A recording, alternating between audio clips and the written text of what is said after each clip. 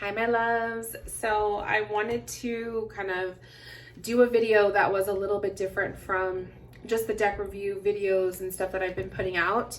I'm going to add to the playlist. So if you don't know, I do have a playlist, which is pretty much the tea, or like tea and tarot, or tarot talk the tarot tea, or something like that. Just check the playlist and I'll put it up there for you. And in fact, I'll look it up and then I'll do the edit and I'll pop it right here what the playlist is called.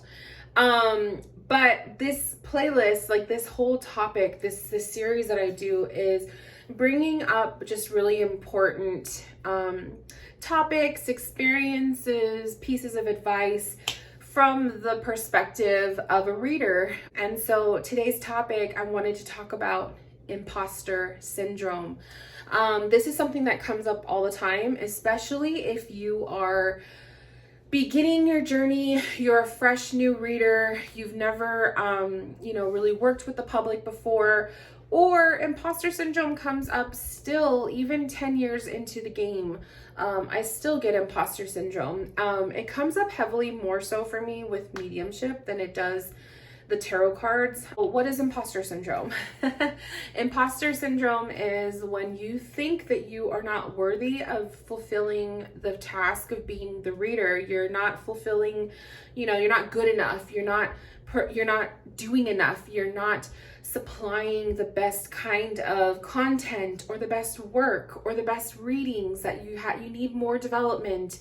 You're not worthy to be titled a medium or a tarot reader. Imposter syndrome comes up when you're doing the work and maybe you observe a peer or another reader doing the same kind of stuff you're doing, and then you start to think, wow, they're really good at it, I'm not. And you just kind of start going down this like rabbit hole of limited beliefs and thinking really bad about yourself and your abilities. It really started to come up for me again heavily when I started developing mediumship. So I started my mediumship journey in 2020, and then I have been doing professional readings. I do a blend of tarot psychic readings, and then I'll do mediumship. I've never really called myself 100% medium. And it's usually because I still feel like I still have development to do. The imposter syndrome really came out during my mediumship development. So I start going down like this mindset of thinking that, am I a medium? Am I really worthy of doing this work? What makes me special? Am I really connecting with someone's loved one in spirit? Am I making it up in my mind? Am I legit? Am I crazy? Like, you start to ask yourself all of these really mean, critical questions. And it doesn't matter how many people give you compliments on your work. It doesn't matter how many positive reviews that you get. It'll always be that one negative comment, negative review, negative experience in a reading that will always kind of come back up. I know a lot of my subscribers, you guys are readers yourselves, whether you're at the beginning of your journey or you've been in it for a few years. So what are some tips for dealing with imposter syndrome? So how do I manage it? How do I maneuver through going through some, limited beliefs about myself? And one of the things that really helps is to start to collect your positive reviews. Start to take screenshots. If somebody sends you a DM through Instagram and gives you a positive review about the reading that you did for them, if you have it in your website where someone can go and literally create a review for you, then perfect. You have something to save. But if you have just people sending you a DM, maybe they send you an email, save those emails, save those DMs, take screenshots, have them in a file on your phone, create a file in your email, and start saving your positive reviews. It really helps when you're having a day where you think, am I worthy of this work? Am I legit? Is this real? And then you go back and you look at these reviews that some of these people give you. Sometimes these reviews that I've received, I'll receive a review from someone and they will be telling me how some of the mediumship messages that came through in their session, how it resonated with them, where in the moment they couldn't remember, or they had to ask their mom, or they had to check in with another family member first. But when I get a review like that, it's really nice because usually in the moment when you're doing a reading and the person you're reading for is not connecting with what you're saying, you'll start to think in your mind, I suck, I need more development, this is such a bad reading, should I refund them? They're gonna give me negative review, they probably hate me, I'm probably disappointing them. Like, we start to think about all of these things. And really what it is most of the time is they either are so like into the reading that they just are forgetting. Like, you literally get as sitters, like I've had readings too where I'm sitting there getting a reading, reader's amnesia. It's a legit thing. If you've ever received a reading, you know what this is, where you'll be asked a question, or you'll be receiving a mediumship message, and you're kind of like thinking, wait, when was their birthday? When did they pass? What was their favorite color? Like, you start to forget the details that you normally would know. And it's usually because you're nervous, you're excited, or you're trying to just like obtain everything, and then you just can't remember anything else. So I've learned that I've learned that by being a sitter on the receiving end of a session, that when I'm in a session and I'm the one giving the readings, if the person isn't able to remember details, and spirit is they're very adamant on the same thing over and over, I've gotten to a point now where rather than beating myself up for getting it wrong, right? I circle it in my notes and I'll tell the sitter, think on it, hold on to the information, ask so-and-so if you have to check in about a date. And if it comes up later, at least you know this is what this was. You move on to the next message. That's taken me a long time to learn how to be able to just, write it off, let it go, because there were times in my development where if someone would give me a no, I would shut down. Like, I would literally shut down and I would be like, oh my God, I suck. I'm not supposed to be doing this. I hate myself. And I would just not want to do any kind of mediumship whatsoever. This was at the very beginning of my development. Every time I would get a no, it would break me. It would make me feel like I was fooling myself. That is why it's so important that as a reader, you continue your development journey, even though you are doing professional readings, even though you've been in the game for years or whatnot. You should always freshen up on your abilities. Take a class, take a mentorship, be involved in development circles where you're constantly practicing, right? Always something new to learn in this practice. I could say that like point blank fact, because I've been doing tarot readings for 10 years. And I'm still, even 10 years into the game with tarot readings, I am still learning stuff about the cards. There's like, I know this because I teach tarot to my membership, my students, and I've just recently taught a couple tarot classes. And there is always something new that a student will say, their perspective on the cards, that just blows me away, because I've either never heard of it, I've never seen the card in that perspective. They point out a symbol that I've never noticed in the card. It's insane. So 10 years into reading tarot, I'm still learning new stuff. Always continue your development. That's also going to help you deal with and manage the imposter syndrome when the imposter syndrome sets in. It is very annoying.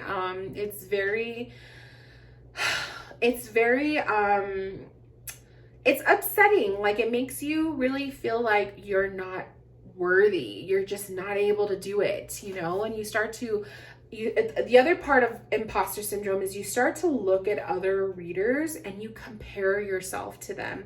You start to compare your success to them. You start to compare your abilities and the way you do it versus the way they do it. I would even go as far as removing I would remove the one-on-one sessions from being booked because I would be so afraid of someone booking when I'm in this like mindset of thinking that I absolutely suck at what I do. So the imposter syndrome is it's hard to manage, and it's hard to just deal with it. But it also builds character, to be honest. It makes you really like hyper aware of yourself and what you're doing and what you're putting out there into your work. So it actually kind of does you a favor too. It actually makes you just open to tweaking things that are not quite working, and rearranging your offerings in a way that maybe you're a little bit more comfortable with. It brings up a lot of stuff to your awareness that maybe you normally wouldn't have been open to noticing. But yeah, just save those positive reviews, you guys. Even the negative ones. If you get negative reviews, or you get somebody that just tells you like it didn't connect, it just, you know what I mean? Like, hold on to those negative reviews. Use it as a guide to show you where you could do better next time. Learn from mistakes. I was telling my students, I think I told them this right before we had our spirit circle of practice readings last night. I was telling them, sometimes it's actually good to make a mistake. Sometimes it's actually good to get it wrong, and to get it wrong live, like with an actual person telling you, because you kind of learn from where did you go wrong with that interpretation, So the negative reviews, or just not getting the connection correct, it happens. We are human beings. We're not perfect. I'm not perfect. I am far from perfect, and my readings are far from perfect. It's usually like there's one reading in a sea of like a whole month's worth of sessions that I've done. There's usually like one that is like outstanding. And then the other ones throughout the whole month were like, there was connections made, and then there's always that one spirit that I'm feeling that is just not connected to the person, or there's information that like came through one way and I interpreted it wrong, or I didn't get the name even though I thought I was on the name. Like, there's always something. So do not be afraid of making a mistake. Don't be afraid of getting it wrong. You guys got to learn to get the no's and, dust it off. You move on and continue with your connection. When you can get a no multiple times in a session, and you're still trying, and you're still making connections, and you know what I mean, you're able to hold your energy, but you're also able to compose yourself. You're doing good, So mediumship is hard. It's not easy. And we have to be a little bit nicer to ourselves, especially when we are taking the time to develop. We need to be nicer to ourselves. So try not to be so hard on yourselves, you guys, especially if you are like me, especially if you rip yourself apart when you don't get things correct. Learn to kind of compose yourself and move on, and try not to just like be hyper aware on the one thing that you did wrong, right? And the imposter syndrome is usually a big one. It's usually a big reason for developing readers to quit and to not want to do the work anymore. So hopefully, as you're watching this video, this gives you some confidence. It gives you, just a feel of just, you're doing fine. You're doing good. And there is nothing wrong with needing to maybe put a pause or put a hold on your services so that you can go back to developing and taking a class or two. I've done that many times. I'll put a hold on my one-on-ones, especially if I'm not feeling like I want to connect. I'm not feeling, like I'm just not in the mood to do sessions. So sometimes you got to do that. That's just part of your work. So don't be afraid. Don't be afraid to take classes. Don't be afraid to sign up for development practice circles. Do not be afraid to go on live and do practice readings. Always tell people you're practicing, just to take that pressure off of yourself. Most of the time, when someone knows you're practicing, they're going to be a little bit more open to you making mistakes. Just a quick little, FYI also, To my people who are watching this video that are, maybe you're not readers, but maybe you're actually people who purchase readings from people. Be nice to your reader. Unless your reader is being downright unethical and unprofessional, that's completely different. Be nice to your readers, as in give them thanks for the connections that they make. Smile, conversate with them, communicate with them in your sessions. Don't just sit there with a stone face, right? Some of my best one-on-one sessions with clients are the sessions where my client is smiling, they're interacting with me. I've had sessions where the client is stone faced and they're not saying anything, and it's almost like they expect me to read their mind.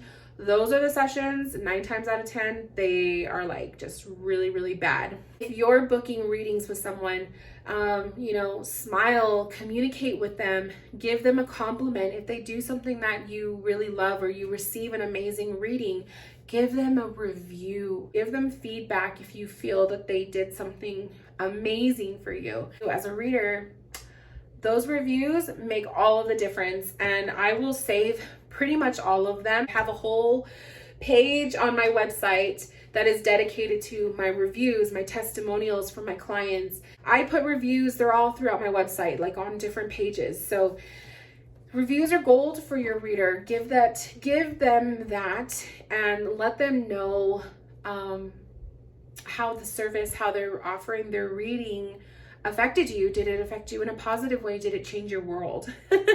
All of that makes so much of the difference for us, especially if we may end the session with you and you may think it was absolutely amazing, and your reader may actually think it was the shittiest offering that they did, like they did horrible. So you would be surprised, you guys. You would be surprised. I've had sessions with clients, whether it's tarot or mediumship or both, where I'll end the call and I'm just sitting there like, I fucked up. Like, I got too many no's. I probably disappointed them. Like, I'll rip myself apart.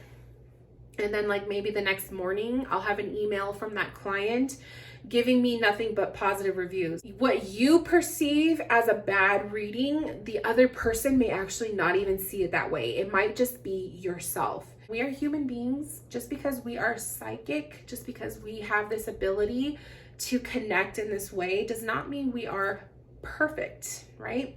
So that's just something you need to remember. Keep that in mind and be nicer to yourselves, you guys. So I hope this video helped. I hope that this gave you something to consider.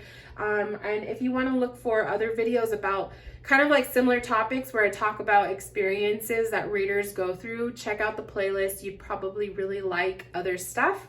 And then until then, thank you guys for tuning in, and I will see you guys in my next video. Bye, my loves.